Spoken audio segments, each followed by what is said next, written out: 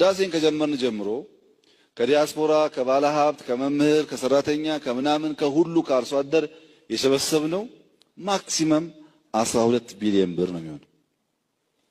እዛ ያፈሰስነው ግን አሁን 100 ቢሊዮን ገደማ ደርሷል። ኢሚንት ናት ማለት ነው 10%። እንደው ህዳሴን ጀምራችሁ ጨርሳችሁ እናንተ እኛንም ብላችሁ እያሰባችሁ እንዳይሆን ብዬ ነው።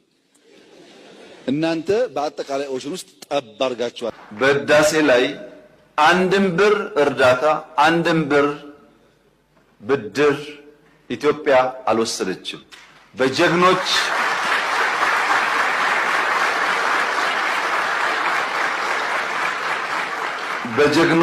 ኢትዮጵያውያን ቁርጠኛ አቋም በአገር ውስጥም በሀገር ውጭ ያሉም ኢትዮጵያውያን በቁርጠኝነት ጨክነው በጋራ ቆመው ስለሰሩ የተከወነ ፕሮጀክት ነው። የኤርትራ መንግስት ከኢትዮጵያ ህዝብና መንግስት ጋር ቆሞ የኛ ወታደር ጥቃት ሲደርስበት አብሮ የቆመበትን ጊዜ በከፍተኛ አድናቆትና ክብር ነው የምናየው። ይሄ መቼም ታሪክ የሚሽረው ጉዳይ አይደለም። የኤርትራ ህዝብ ወንድም ህዝብ ብቻ ሳይሆን የቁርጥ ቀን ዘመድ መሆኑን በተግባር አሳይቶናል።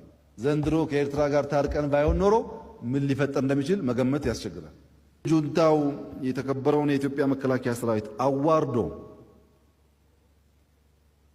ራቁቱን ኤርትራ ሲልከው የኤርትራ ህዝብ አለበሰው።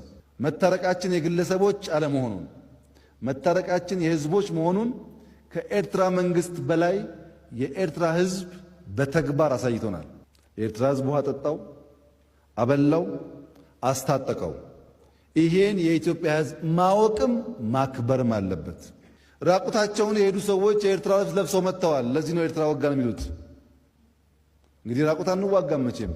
ኦፕሬሽን ተካሂዶ በየቦታው ያገኘናቸው እስር ቤት ያገኘናቸው ምናምን ያገኘናቸው ሰዎች እኮ ጠውልገዋል። በ10 ቀን ውስጥ ጠውልገዋል። ወደ ኤርትራ የወጡት ግን በ2-3 ቀን ውስጥ በርትተው ተዋግተው አሸንፈዋል። ያስራበን የኛ ነው፣ ያስጠማን የኛ ነው። በዚህ ኦፕሬሽን ለኤርትራ ህዝብና መንግስት ከፍተኛ ምስጋናና ክብር በተከበረው ምክር ቤት ፊት ማቅረብ ፈልጋለሁ። በትግራይ ውጊያ ሲጀመር የመጀመሪያው ዙር ውጊያ ሽሬ ካስለቀቅን በኋላ